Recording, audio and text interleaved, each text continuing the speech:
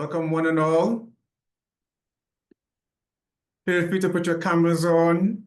And of course, let us know in the chat where you're dialing in from.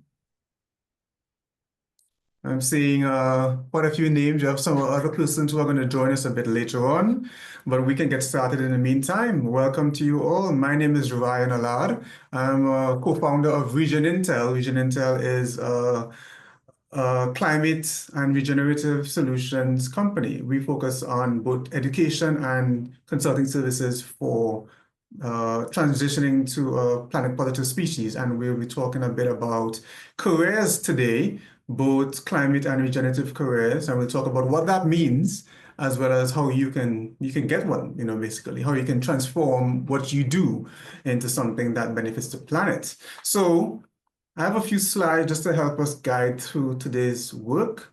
And while I'm bringing these up, feel free to put in the chat where you're dialing in from and maybe what you hope to get out of today's session. Great, so welcome again.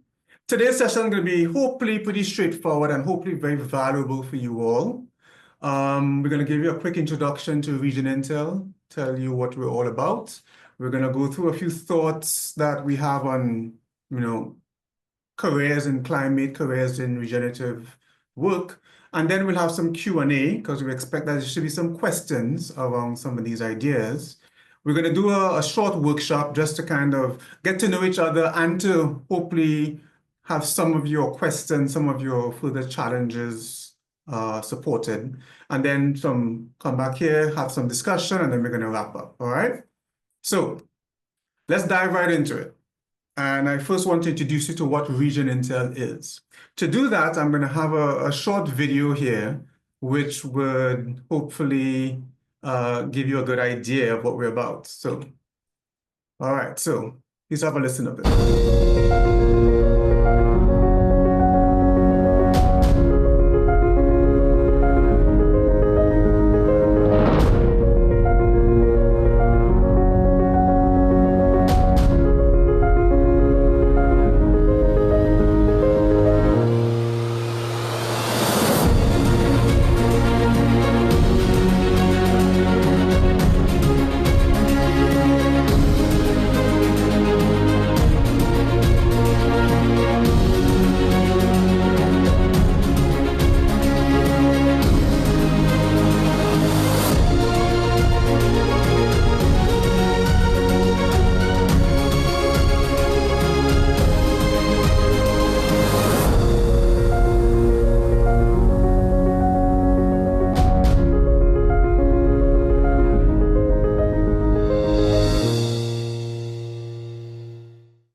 So you can see there that there are a lot of people that we see will be important for this transition, right? This transition to a climate and regenerative world requires a lot of expertise, a lot of professionals, and all of you will be involved in it. So that's what we want to do at Regenerative, to help transition this world to become a planet positive species. A planet positive species is one where it's focused on contributing to and benefiting from nature, from the planet. And of course, most of that value would be us contributing to the planet in order to focus on lives and livelihoods of all types, that is non-human as well as human lives. So our mission is to activate humanity to become this planet positive species. And we have two main pillars in doing this. We have an education program, which we'll talk about a bit later on. And we also provide advisory services for companies across the world. So what we thought we'd do is just give you some initial thoughts to get your mind rolling on this. However, we want to get that in the context of what you want and what you need. That is, why did you attend today's session, right? So we'd like you to share a few of those thoughts in Slido. Slido is just a way to collect some responses from you all.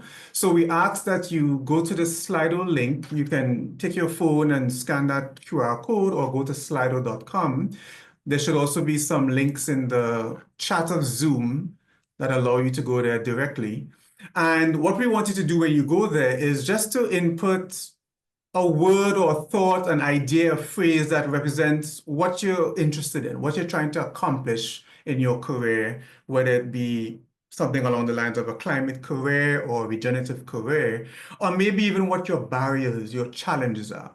And just let us know. We'll use that and when we come to the Q&A, and I'll be able to maybe tweak some of the presentation in the beginning in order to accommodate that, all right? So while you're filling those in, I'm just gonna go to Slido now, and we'll be able to see in real time whatever you've entered. So a few of you are typing action-oriented, okay, right? Pivoting, so I suppose that's pivoting into climate or pivoting from your career, your other career into regeneration. Technical versus education approach. I'd love whoever put that to explain a bit of what you mean. That could be in Zoom, that could be in Slido, whatever you feel comfortable doing. Finding inspiration and creativity. All right, we try to do a lot of that at Region Intel, so hopefully we can do some of that today. Sufficient network, interesting. We are going to be talking about networking today. And as you can see, there are a lot of people here who might become part of your network. So feel free to reach out to others. Finding roles, absolutely. Finding jobs. Funding, interesting. Genuine connections, yes, all about networking and having deep connections with those networks, with that network. Climate finance, interesting. Okay. Sustainability, networking. What did I miss? Social media with it. Okay. We'll talk a bit about that. Artistic approaches, I like that. I think there are, as you saw in the video, which is why we started with that, is a wide diversity of perspectives needed here, and artistic perspectives are also very important, particularly for communicating these ideas to the wider public, right? So definitely important, and we can touch on that maybe in the Q&A. Overqualified, no right role. Now that's interesting. That's a unique one. I think some people later on in their career have this challenge. Where do they fit themselves in if they have a lot of experience in some areas? So we could talk about some approaches to that. Career which from private to NGO. Okay. So I suppose you're transitioning from private sector to, or companies to work in an NGO, and you're questioning how you do that. Okay. And let's see what I missed. Finding a niche, important, as well as using all my expertise and skills most effectively, which kind of encompasses a lot of the other points made there. All right, did I miss anything? Unknown unknowns in the sustainability landscape. And you guys just keep going. I'm seeing 2 more participants typing here. Unknown unknowns is a big one, particularly, many of you have come with the recent knowledge of the transition, the leadership transition in the US. So that's an unknown unknown. To some of it is a known unknown, but that's quite a challenge that we have to navigate, particularly in the next few years, definitely. Okay, so let's stop it there. Thank you all for sharing, and we'll store these for later on in today's discussion, okay? So let's go back to the presentation and let's talk now about what are the initial ideas for working in climate and regeneration. Now, I saw a few of you mention funding and some other topic that are related to, I would say, founding an entity, founding a company, for-profit or non-profit company. And we would put that under the umbrella of climate entrepreneurship, right? So we actually did a session on that in December. The link is there to the YouTube link to that. So I recommend that you take a snapshot of it or go to that link so you can have a look at it later on, where we talk a bit about those kinds of questions, right? So founding a company as well as finding financing, etc. Today is all about the jobs, right? This is finding an opportunity to work with an existing organization, be it in government, non-government, whatever it might be, okay? So I think phrasing this entire discussion on this Ikigai framework is valuable, right? So Ikigai is a Japanese concept which has been around for, I don't know how long, to be honest, but it's been around for a while. It's pretty popular. You may have heard of it. But for those who haven't, I think this is useful to keep in mind as you explore roles, right? A lot of those questions and comments raised earlier in Slido really touch on a few of these overlapping Venn diagram circles, right? So the Ikigai concept is really that these 4 ideas should help you decide what you do with your time, right? We're only here on Earth for a short time, really. And what you spend time on really should fit as many of these circles as possible, right? It should be something you enjoy doing, something you can do, that is you're good at doing, something that the world needs, that is climate change, regenerative work, for instance. And of course, we have bills to pay. So it should be something that you can generate income with, right? And that sweet spot is ideal. But finding that sweet spot, as you can see in this diagram, which I generated with the AI tools, you see the ikigai is quite small, and it represents how challenging it could be for us to find that sweet spot for each of us. Because for each of us, these circles are different, right? One might be more technical, like we saw in one of the comments, and then one might be more artistic. So what you do, what you love, what you can do, and what people will pay you for are different. And it means there's some challenges in this, but it's not all lost, right? And I think that's why it's important for us to start with this concept, but then move into defining very clearly what we're talking about when we mean a climate job, right? So we like the work of Work on Climate, which has defined this. They've done a report which was published last year on shifting people into climate work, some of the challenges that people have found, the difficulties that organizations have, etc. And they have come up with a definition which I think is quite useful. Now, it's quite a broad definition. However, we think it's useful for helping you to think more broadly about what it means to have a climate job or a regenerative job. But let's focus on climate first, right? So their definition focuses on three elements. Number one, they say your work either largely focuses on helping to fix or adapt to climate change. Now, there are two elements there. One is fixing and one is adapting, right? So if you're more of a climate nerd like me, you might say it's mitigation versus adaptation, right? So mitigation means I'm finding a way to reduce emissions, I'm finding a way to avoid release of emissions, right? So somebody who works in policy to invest in solar panels, for instance, they will be under that broad category of mitigation or fixing the problem. Adapting is more like, well, we're committed to some level of climate change already, right? We have massive wildfires in Los Angeles and in California. We have floods in many parts of Europe. You have some committed climate change already happening. And the adaptation approach would say, well, let's find a way to reduce the negative impacts of that flooding, right? So that's adapting to the flooding that will happen or adapting to the fire that will happen, right? So if your role is to fix or to adapt, then we say you have a climate job, right? However, you may have a supporting role in an organization that does that, right? So if that company does one of those two things, adapting or mitigating, but your role might be in accounting, or maybe it's law, or maybe it's management. Your role doesn't directly contribute, but it does support an organization that does, right?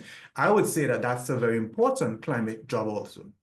But finally, maybe your company supplies other companies or other organizations or individuals who focus on those roles, right? So you can think of it as maybe a legal entity that, or maybe an individual, a consultant, a company whose main clientele are those kinds of companies that focus on fixing and mitigating climate change, right? Or adapting to climate change. So we would say that they're also important, right? Because these companies also need these services. So all of those are defined by Work on Climate, and we think that that definition works quite well. And you can read the report where they developed this in that using that QR code at the bottom of the screen. So we thought we would take this and find a regenerative version of this. So using the same format, we say a regenerative job is one where your primary occupation is largely focused on activities that promote the flourishing of life, right? Flourishing of life, what does that mean? We're talking about humans and non-humans, plants, animals, protozoa, all the small beings we can't see, which are part of what makes this planet amazing, right? So flourishing of life is your activity. Of course, that could be a wide range of activities, some of which are listed on the bottom of the screen, right? You're talking about renewing, for instance, thinking of degraded land, an organization or an individual that goes to regenerate land. Clearly, that's a regenerative activity. Or maybe it's somebody who goes into communities to regenerate the health of that community. That's regenerative. It's about flourishing of life, right? And there's a wide range of other examples there. But again, you may not be the one doing the activity. It might be your organization that's doing it, or it might be that your organization supplies or provides services for those other organizations or individuals who are doing it, right? So the regenerative job is one that's quite broad, we think, because we think that there are so many entities that are needed to transform what they do in order to contribute to a regenerative world that it needs to be a broad definition. Okay. Now there's a lot in there. This might change your perspective on a climate job and a regenerative job broadly, and that's good. That means you got some value from this in the first 10 minutes. Great. However, you may disagree, and we'd love to hear your thoughts on this in the discussion section. But we think that this is a good base to start with.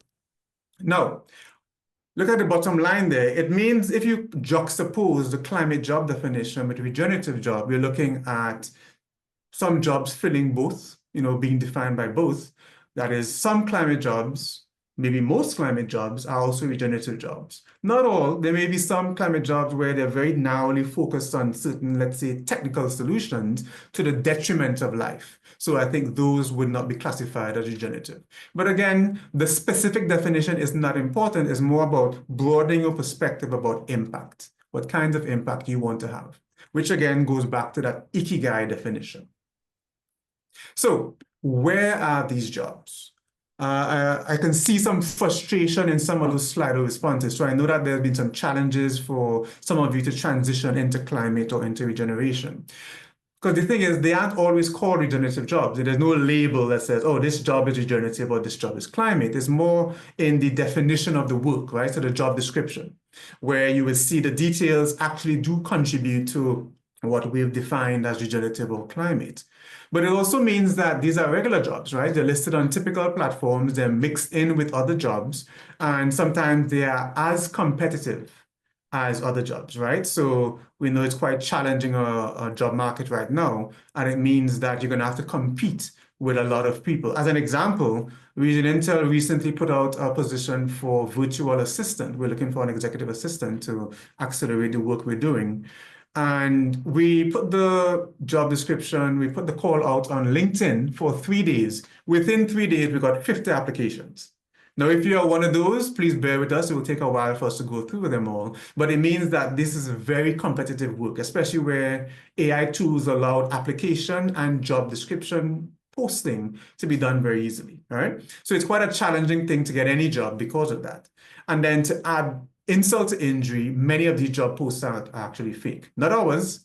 However, based on the research from, as you can see at that Forbes link there, and many of the other job posting platforms or human resource management platforms, they found that between a fifth and almost a half of all job posts are fake. So for a job seeker, it's quite challenging right now, but there are ways around it. That link talks about some of the approaches that you can use as a job seeker, right, to deal with that challenge. But we're here to provide as much resource and much support as possible, right? So we've been able to identify these as 4 of the key job boards for climate jobs.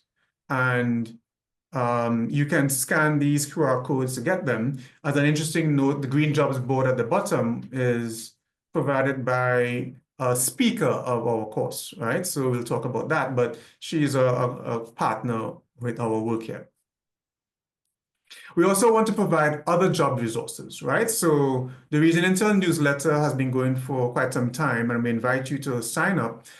In addition to general information about the regenerative world and the transition towards it, and of course, some of the work we're doing at Region Intel, from time to time, we share job opportunities that come up. And as the community grows, we're getting more and more access to those job opportunities, right? So we'll be able to share with you there. We highly recommend you sign up. There are also other resources from Work on Climate. So Work on Climate is the nonprofit that provided the definition earlier. And they have a few resources for job starters and for persons who are looking to hire within this, hire people in climate, right? So we recommend you look at those to get other perspectives, which would help you, right? And on the bottom left there, we thought it important to look at the juxtaposition of climate and AI. Obviously, AI is a massive, massive wave, which depending on which, how you look at it, could be either very positive or quite negative, very negative. It's important no matter what, and it's very important for climate work. right? So there is a group, a community that's focused on looking at the relationships between climate and AI. And there may be some interesting resources for you there if you're interested in both fields, right? So as a quick point, AI can be very valuable for doing climate work, but it also can be very negative for increasing the amount of work that's needed because of the amount of energy, for instance, sometimes dirty energy needed to run all these AI systems, right? So climate and AI are two very important topics that need to be looked at together.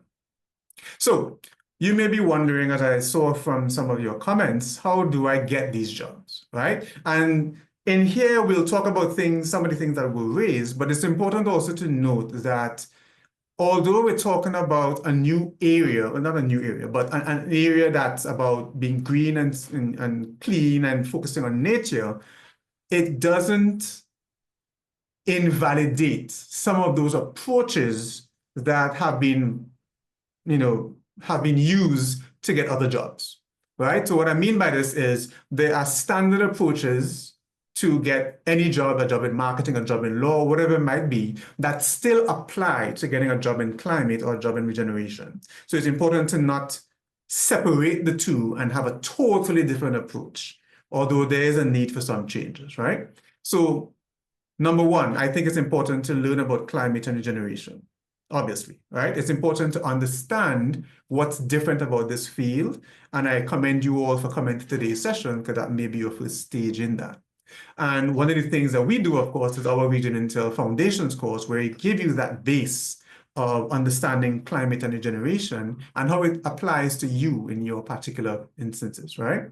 So it's important to get some of the thinking, high-level thinking, as well as some direction on which areas to go deeper for your particular interests. But also, it's important to remember that you have other skills. Even if you're a recent graduate, you have skills, you have knowledge, you have a degree perhaps in a special area which might be applicable to climate work or regenerative work. So it's important that you don't forget that those skills could be a way in, a foot into the door, as they say, to get a job in climate or a job in regeneration. So it's important to use that when you combine it with your climate knowledge in order to get the direction you want. Now, personal branding was hinted at in some of those Slido responses. And I think it's an important one in today's message, in today's world, really, because of the dominance of social media, the dominance of these platforms for sharing news, information, knowledge, sometimes misinformation, and for just being visible in the world today, right? So a personal brand basically means, to me, what people think of you when you're not there. When you're not in the room, what do people think of you, right? So if the answer is nothing, then you have no personal brand. It means that unless you are there talking to someone face to face, they maybe don't know you, they don't know of you, they do not know what you stand for, they don't know how good you are, in what skills you bring, etc. So having a personal brand is key for this because you can therefore provide a way for people to understand who you are before you even get into the room or before you go into an interview. It's very important these days that you find some way to manage that personal brand, and we'll talk about how you do that. And finally, maybe a scary word for some people, it's networking, connecting and networking. I would say connecting because it sounds a bit more human, because that's the goal here. Networking sometimes is misinterpreted as the sleazy, transactional forcing of people to do something that you want. But really, connecting and networking is about building relationships, that's all. Something that we've known how to do since we were babies, right? Now, we do it differently now. Maybe we're a bit more purposeful or directed in that process, but it's still the same. It's about building relationships. And now we can do it overseas. We can do it with people who are on the other side of the planet, right? So how I see connecting and networking is that it's important to make it a habit, because the last thing you want to do, I think, is to network when you are desperate. When you network, when you're desperate, then you're looking for that transaction. You're reaching out to the CEO only because you want the job. And that CEO will very easily see through that. And then that relationship doesn't become a strong relationship, right?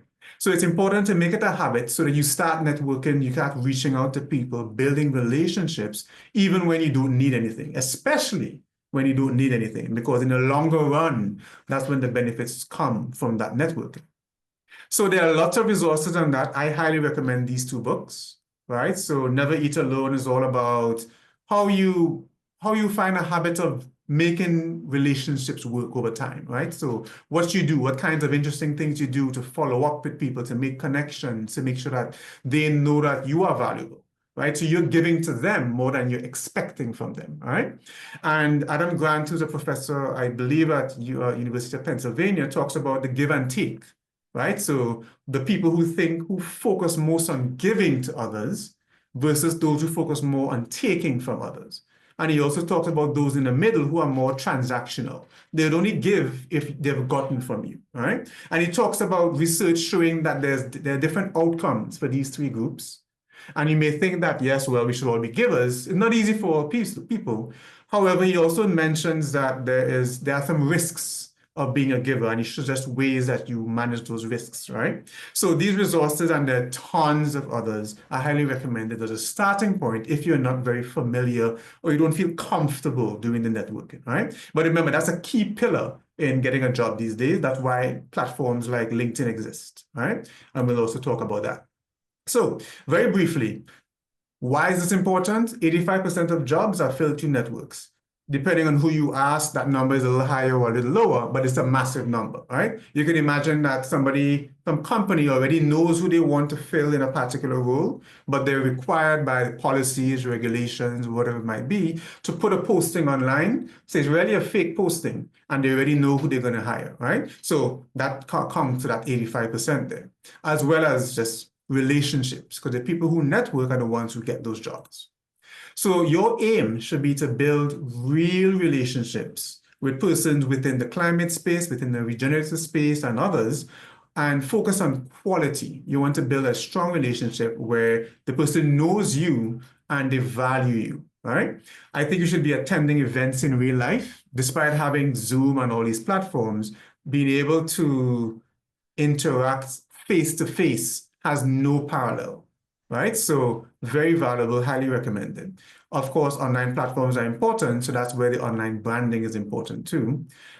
And there we go into content, right? So content is kind of a bad word for professionals sometimes. We see it's very common on platforms like YouTube, very social for younger folks, but it's very important now, as you can see, even on LinkedIn, where there's a lot more encouragement of video content, right? Because it's easy to consume, much more shareable, much more likely that people would consume it, and it's just more valuable for LinkedIn as a platform, but also for us as professionals, right? So creating and sharing content is key, and it's challenging for many of us who feel sometimes a bit shy to record videos, put content out there. I think being in platforms like this and making sure you feel comfortable speaking to others across the internet is part of that. But it becomes more and more important. In the US, for instance, it might be even more important because of the recent ban on TikTok, for instance, right? So there are a lot of ways of thinking of this, but no matter what, it's an important part for you to consider deeply. Now, one quick note there, content does not only mean videos. Obviously, writing and producing images and pictograms are ways of doing that. And maybe what they might call a pro tip here is I've seen many different models for how you think about creating content, right? One of them is you can have the beginner's mind approach, or you can try the expert approach. And there are others, I'm no expert on this, but creating content within beginner's mind is akin to saying, I'm going to go explore what climate is, or what climate is in relation to my industry. Let's say I'm a marketer. What does climate marketing mean? I'm going to go interview people, record it, and share with my following, share on the internet what I've learned. That's content. You learn, you come with a beginner's mind, and all the people who see you think, oh, that's interesting, I've learned something also. The expert approach is a little different. It's more like, oh, I understand this already, and I want to share with the world what I know, right? So maybe I still do the interviews and go and learn, but then I put it into context of what I know. So you have many other models, but those are some ideas for you to get started. So as you may have seen there, there's some importance of collaboration with others in real life as well as online. And it's important also to stay consistent, right? So this is something that Going back to, when you network and when you start to network, you want to do this even when you don't need it because it becomes much easier to get what you want in terms of a career later on. I would say, I know many of the lists that includes these kinds of recommendations, they say, be curious. But I think we're all naturally curious, right? Sometimes we box it in and we don't allow it to flourish, right? We think that's something that kids do, right? But actually, all of us have natural curiosity. And I think sometimes we just need to allow it to come out. Ask that question that's in the back of your mind. And that includes today in today's session. So in summary, networking is about building relationships with purpose, consistency, and authenticity, right? Don't try to be somebody else, just be yourself. Age-old advice even from your mother. But then how do you implement this? So I recommend you try to set a goal of going to events, ideally in real life, and just reach out to people who you may have lost contact with in your network. So I thought I'd end this session just talking a quick bit about the foundations course, since I mentioned the importance of learning about climate and regeneration. So as I said, Regenerative goal is to activate humanity and transform it to a planet-positive species. So how we do that is focusing on building the tools and the knowledge of leaders. Right? You are all leaders. You're all here today to learn something, maybe to make connections. And we believe that it's important to provide leaders with the tools needed to create and to transform us towards this climate and just regenerative world. So part of that is an understanding of all these challenges and the solutions, right? So we've done a lot of work when we were at Project Drawdown to make the connection between solutions and to analyze the impact. We've taken that here to apply it to a level where an individual can take action, right? So that's number one. Number two is the mindset. Like, what is the mindset around, becoming a regenerative leader, right? So there are a lot of people, some in today's session, who have gone through our course, who may be able to share a bit of that. And then the actual skills to implement, right? So the practical skills. We saw somebody on the slide who put practical skills. So all of this is important because we want you to be able to do a job well, right? Not just do a climate job, but do it well, as in not have negative consequences on the areas outside of your direct responsibility. So as a very brief overview of the course, it's 15 weeks. Actually, our next cohort starts next week. So if you're interested, now's the time to reach out to us. All sessions are live and online during midday hours of US Eastern, more or less. We have a lot of challenges to keep you engaged, and we have a lot of community work also. It culminates with a climate quest project, and we have a certificate provided, of course. We do have discounts and special prices available. And actually, there's a special offer available for all of you who attended today. All right, so we'll talk about that a bit later on. Quick interest in information about the course here, feel free to screenshot this. However, that's basically all I had for you in terms of some initial thoughts about transitioning to climate and regeneration. And now I'd love to hear if any of you have any questions, any raising concerns, anything that you disagreed with, or any thoughts you want to share with the rest of the team. Feel free to raise your hand. We'll bring you up on screen. You can also type your question into the chat, and hopefully we'll all learn from it, yeah? We see a lot of interesting thoughts mulling around in everybody's mind. Who's going to be the first to ask a question? All right, Zainab. Oh, I see Zainab, and then I see Santeri. Okay, Zainab, go ahead, please. Nice meeting you. Good evening, morning, afternoon, whatever. I'm happy to be here again, Sha.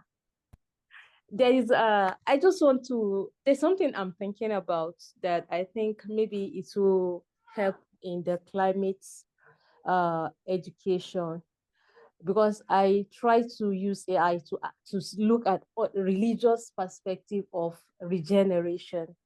So I think I look at other religion to see. I discover that all religion promotes sustainability and regeneration. So I think, and I see that in the Regen Intel course, I didn't see something of that nature.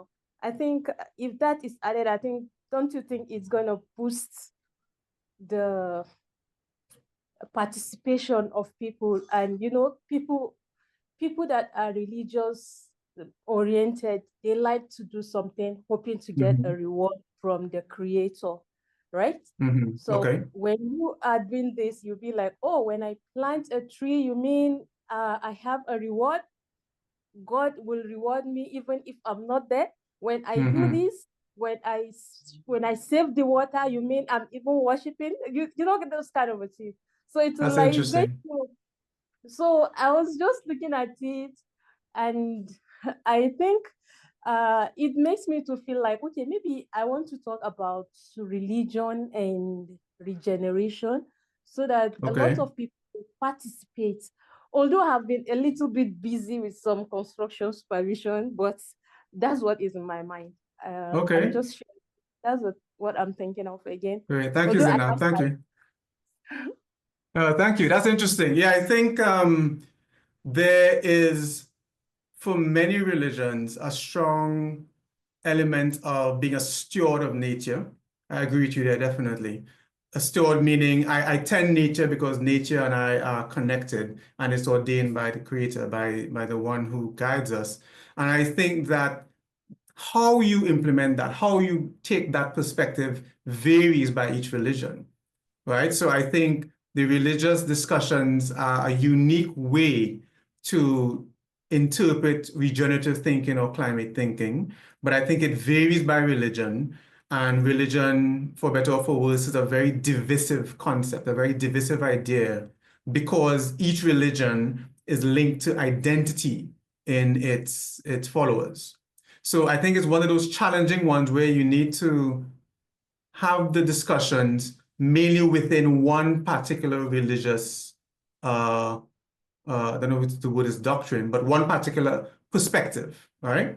And I think that perspective is going to be different from the perspective of another, right? So to make it more concrete, you can think of it as within what Islam might say about nature, you may have certain ideas, certain concepts, certain beliefs, but then that might be different to the various sects of Christianity. So I think religion is something that's quite challenging to discuss. I think it's something that would bring a lot of identity discussions in, but I think it's something that needs to be done within that religion, and that's not what our course offers, right? So we discuss from a more secular perspective some of these concepts of regeneration and caring for nature and how it links to us as societies. And I think that there is definitely space, there's room for having a religious element. And in fact, I know that there is a former colleague of ours at Jordan who did her research on the Christian perspectives on caring for nature, right? She actually published research on that topic. So it's definitely something that people look into. It's just not something that we focus on in our course. But thanks for the question. I believe we had a Thank question also from Santeri, and we'll go to Matthew afterwards. Yes, hi. And then it really thank you for the interesting discussion just now also, and obviously your presentation before. I have found recently as a former atheist and a recent spirit, like more spiritual person, that it's also helped me in my I wouldn't say career, but maybe also, holistically to think of the nature as sacred. And I think it's really, I mean, because it is, and you can definitely see that everywhere, and maybe a higher power also helps as an idea, be it Mother Nature or Father Sky, wherever you put your holy thoughts, helps with some of the anxiety, to which I'm coming to now with my question. I've been a carbon accountant for 6 years. Before that, I worked in climate change, like primary science and research. So I've gone from like technical to another technical role, and now I'm fighting that it's I've worked with a lot of corporate disclosure and so forth, but I've completely lost hope with that theory of change.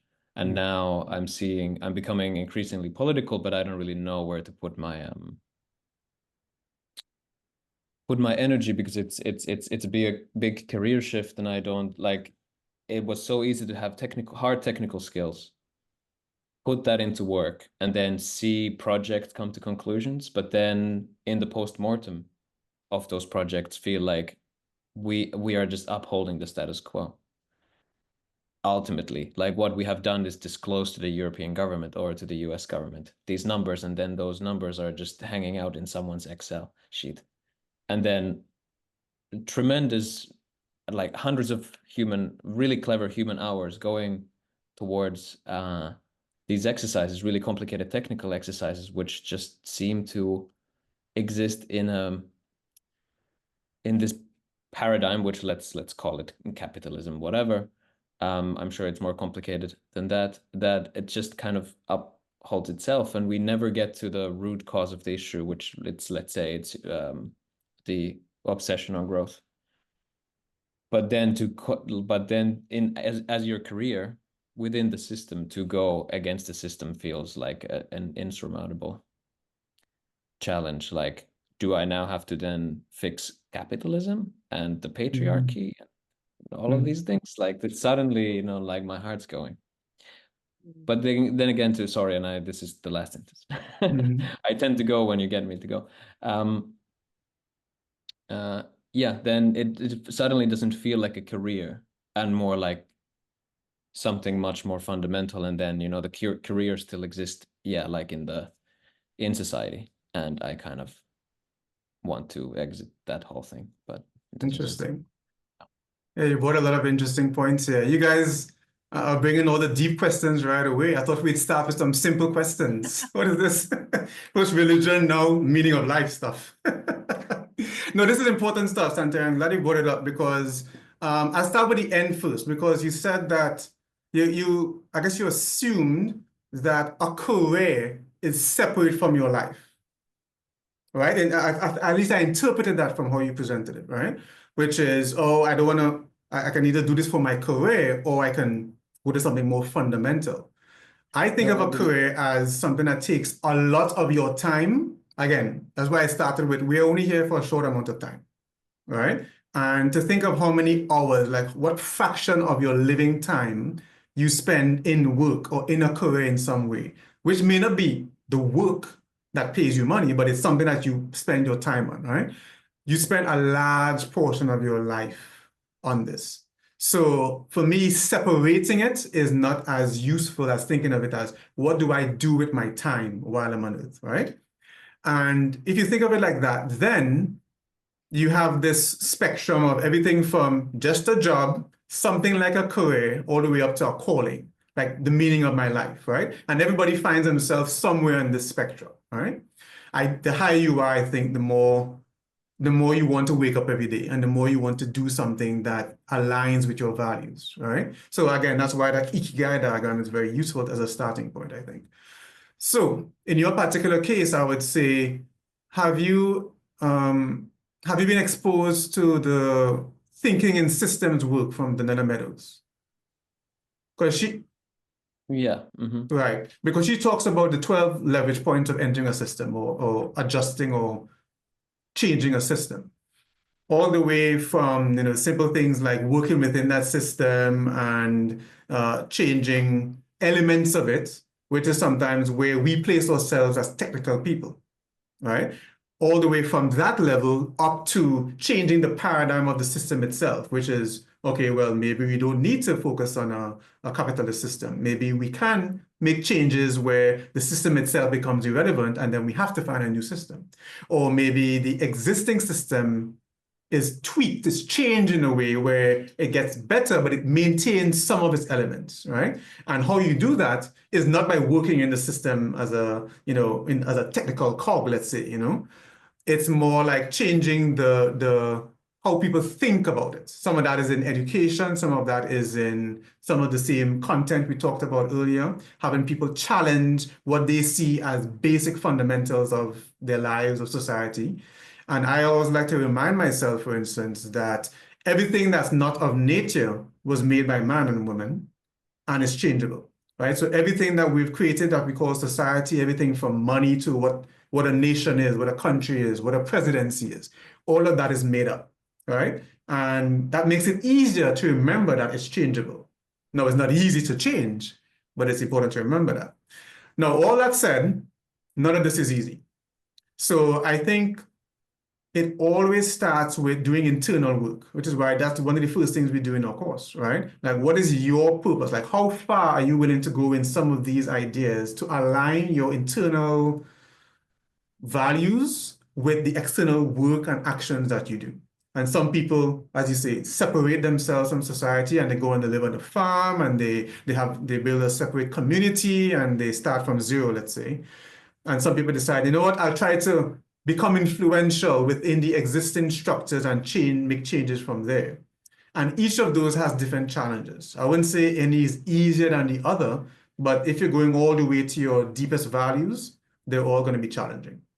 But it requires that we all think about what those are and then try, experiment, but commit to moving towards that goal of being in alignment. I hope that's useful.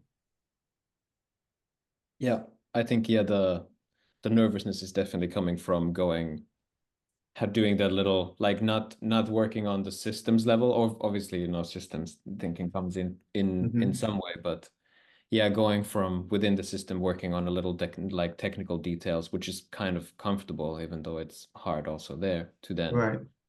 questioning the very ground that you're standing on. Exactly. And last point I'll say on that is before we go to Matthew, I think unfortunately our education system contributes to that, right? So we encourage smart people to become very focused in very narrow areas and not challenge the entire system overall. So unfortunately, it requires some relearning and re-education of ourselves because it can't be done by other people. Yeah. But thanks for your question. All right, let's turn now to Matthew.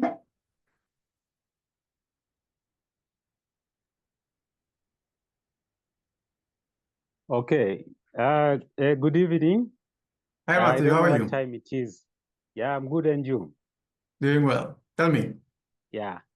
So, first of all, I would like to thank you for the wonderful presentation. I think it's been informative in the sense that I've learned quite substantial. There are certain things that you sometimes take for granted, thinking you know them better, but when they are put in such a way, in a different way, the perspective tends to change, or should I say, you tend to have a different understanding. So I just want to mention, like to give examples of those things that I'm talking about. For instance, the issue of networking. I understand networking, but the manner in which you have put it has opened another a perspective for me.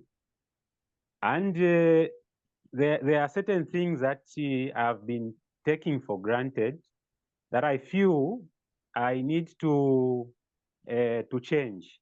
For example, attending events. This is something that sometimes appears like waste of time or maybe waste of resources. But having listened to you, I've realized that it's worth attending events, especially those that are to do with the field in which you are. Then the other thing that I want to talk about is the issue of a job vacancies, a job adverts that are normally posted. There are times that you would apply for a job that you feel like, okay, this job, I'm ticking all the boxes.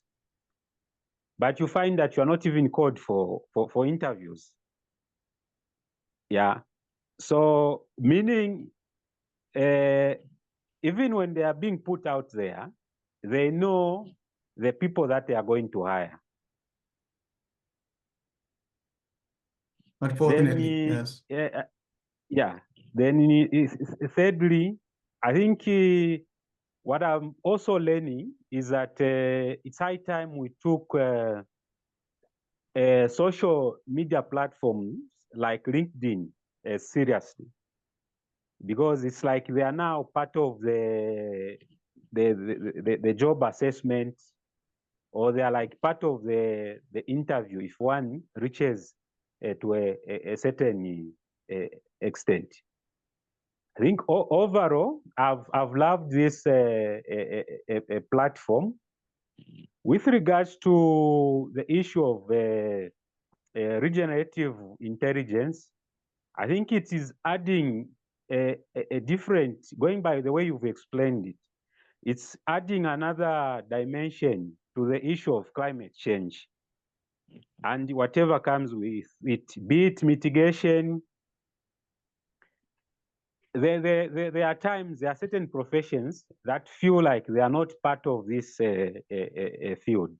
But going by the way you've put it, I think at the end of the day, almost all of us, whether one is in finance, in management, there are whatever field that you can talk about, I think one way or the other, all of us have a stake in this and have a lot to play. Absolutely. I think I'll end there for now. Thank you so much once again.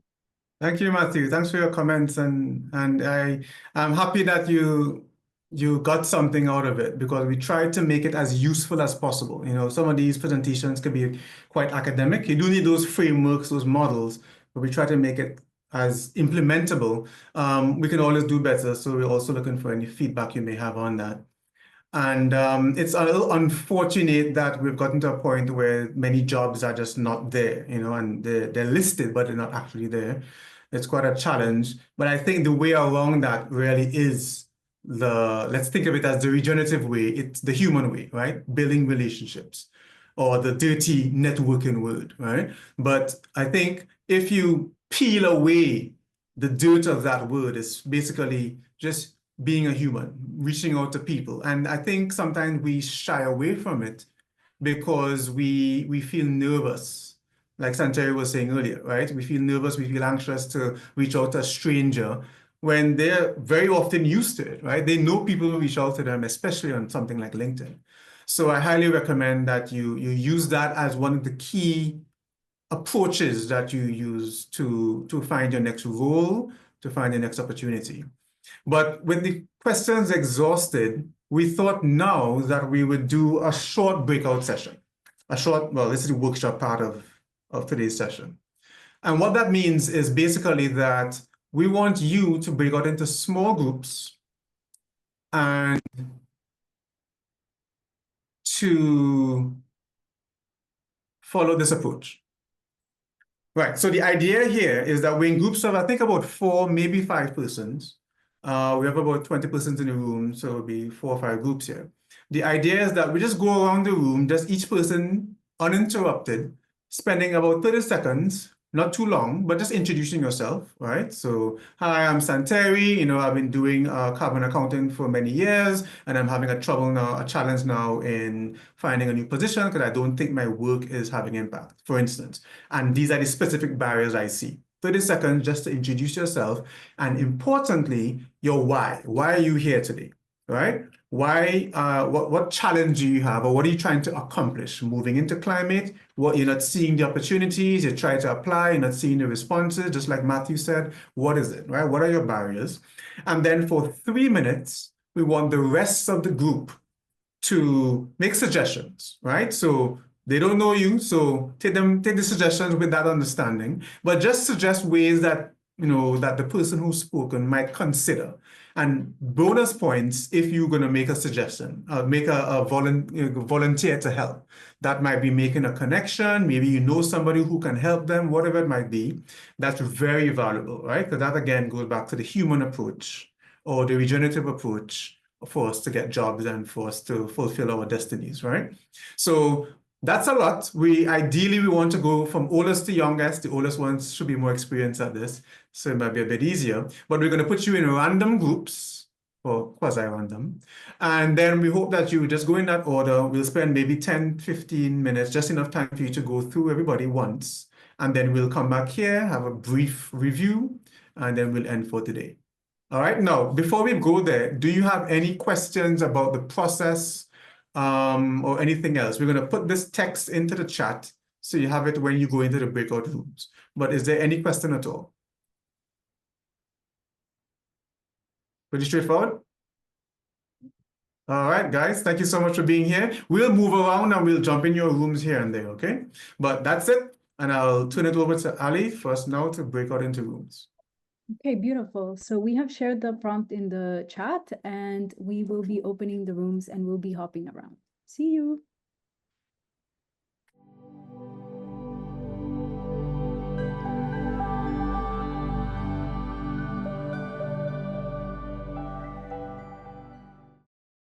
Hello, hello, welcome back. My goodness. My goodness. So many interesting discussions there.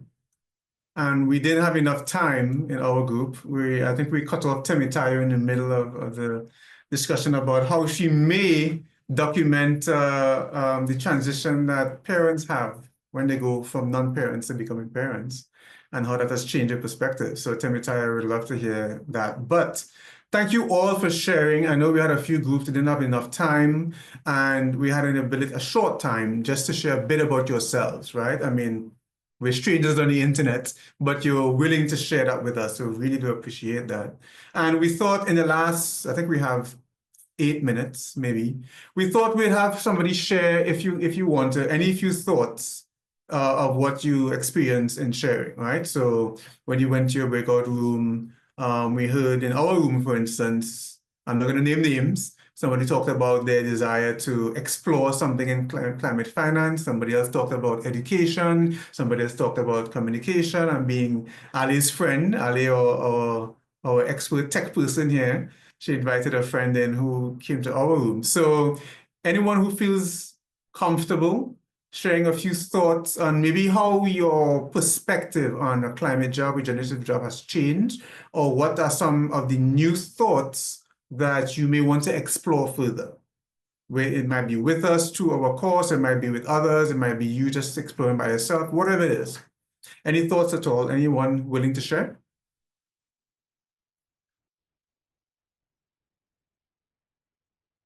I'm wondering, I actually had less than a minute to speak. I'm wondering if I could give part of my pitch to everybody. Absolutely. Go right ahead. Okay. I'm Molly. I'm in Austin. My background's in project management, mostly with software and customer facing. And my last role was with IBM with their sustainability reporting software and greenhouse gas accounting software. I was in a group with Santeri, and we talked about how I feel. Oh, sorry, there's a little bit of background noise with somebody.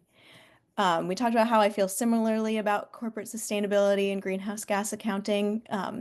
It's definitely important work that needs to be done, but it feels like a very small piece of the puzzle, and it's hard to tell, what progress is actually being made once they get the data on their emissions. So I am looking to pivot and using my project management skills from sustainability data to climate action. So I'm looking at the adaptation issue and also at the mitigation issue. And I think I'm having trouble because my niche feels like project and program management, but they want you to be like a subject matter expert in one.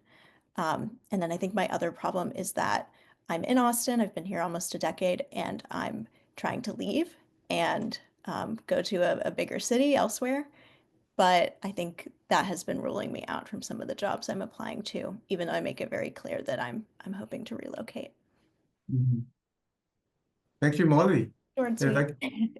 Thank you for sharing. Yeah, I mean, there's a lot in there we could discuss. And thank you for sharing. I think that transitions are never easy. And I think there are many transitions you want to make, it sounds like, both the location, the job, the company, and the role, it seems. There are a lot in there.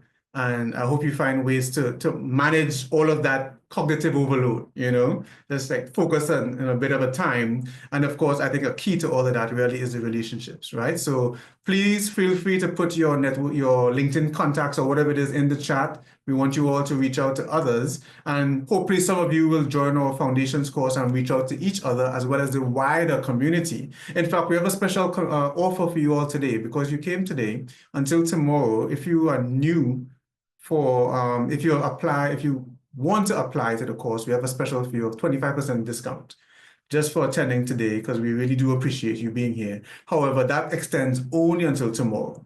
All right. So you'll be able to join the community, hopefully get a lot of benefit from the course, but also get support in these transitions, right? Because we do some mentorship in that process also in that course. So Molly, we'd love to have one-on-ones to help you out with this. Others, feel free, if you have some specific thoughts, some specific ideas for Molly, feel free to reach out to her. I believe her LinkedIn is in the chat. Hopefully, yeah, great, okay. And for the rest of you, feel free to share that too, your LinkedIns. All right. Anyone else want to share in our last 3 minutes? I can share something. Okay, Christina, go right ahead. What I found interesting in your presentation, one of the many things I found interesting, and also like in the breakout discussion was, I think humans have a tendency to kind of wait until they're like really expert in something before they try it. And I think, what you were talking about, branding and like social media presence. And I think what we're talking about in our breakout group about education was, kind of like just put yourself out there and start doing something. Within the job you have now, or within the community you have now. And I think that was a really valuable advice because it's kind of, a tendency that, okay, I need to do 10 courses or I need to do this and that before I can even dabble in something. And I think it's better to start dabbling in everything that you're interested in and kind of see, what response you get, do you become more interested in it? And I think that's, something very valuable that I'll take away from this session. Absolutely. Thanks for that, Christina. When I was mentioning that, it reminded me in the back of my head, I had this idea of Jason, who is the host of my climate journey. Has anybody seen My Climate Journey? MCJ? All right, so it's you have, okay. All right, Alison. So Jason was a tech entrepreneur. He was quite successful, sold his company great, and then he's trying to understand what he does next with his life.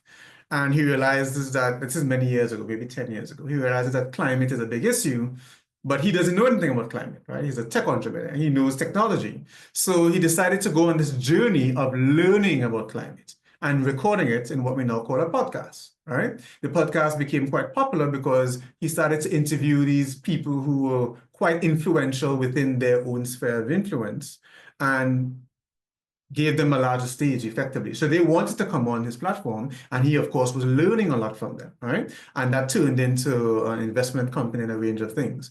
So that's one great example. I highly recommend you just look it up. MCJ, My Climate Journey. There's a community of, I think, about maybe 2,000 or 3,000 people now in his Slack community, and the community keeps growing and adding new elements to it, right? But that was from him starting from, I don't know anything, I want to learn, so I want to talk to people and document the process, right? So you don't have to be an expert at all to have a contribution. Absolutely. Thanks, Christina. So Ida, you have your hand up. Last 1 minute. Over to you. Hi, good evening. I'm Ada from Kenya. I am a youth lead from our community, and I'd love for you to follow me in my social platforms. I started a series of traditional environmental knowledge storytelling, where I collect stories from different languages, from different traditions, and how they preserve their environment and how they engage in conservation and their different ideas in conservation. Conservation is highly encouraged here in Kenya as a way of mitigating climate change, and that was the idea behind. Yeah, this conservation has been here, and plus the projects that have been proposed in different forests and carbon sinks. So the idea was to get the message out there to the leaders that conservation has been happening, and only if we include our communities is when the conservation will be happening. But now and we're also planning so many conservation projects. We don't know yet, just like you said, we don't really fully know how it's going to turn out, but we have the idea and the plan and the project. We are planning it all well, step by step, and we hope we really get to be part of this space of climate change and environment this year. Yes. Thank you. That maybe you can Eda, follow thank me you in my so socials. much. But Eda, make sure you put your socials in the chat because I don't see them there. But thank you so much for that. We Okay. love to support you in every way we can. And obviously that's a very important project you're talking about there in Kenya. So we look forward to hearing more about it with the socials. And everyone, go follow Eda. All right. So guys, thank you so much for being here today. This was a wonderful session. We thought we'd do what we can to support the public in understanding and really getting these climate and regenerative jobs, finding them through the sand, and supporting each other in that process, right? So hopefully you've gotten something of value today. Feel free to let us know on LinkedIn, what your thoughts are today. We'd love to make this even better next time we do it. But thank you all for coming today. Have a wonderful afternoon and feel free to let us know how else we can help you. All right. Thank you, everyone. Thanks, Bye-bye. John.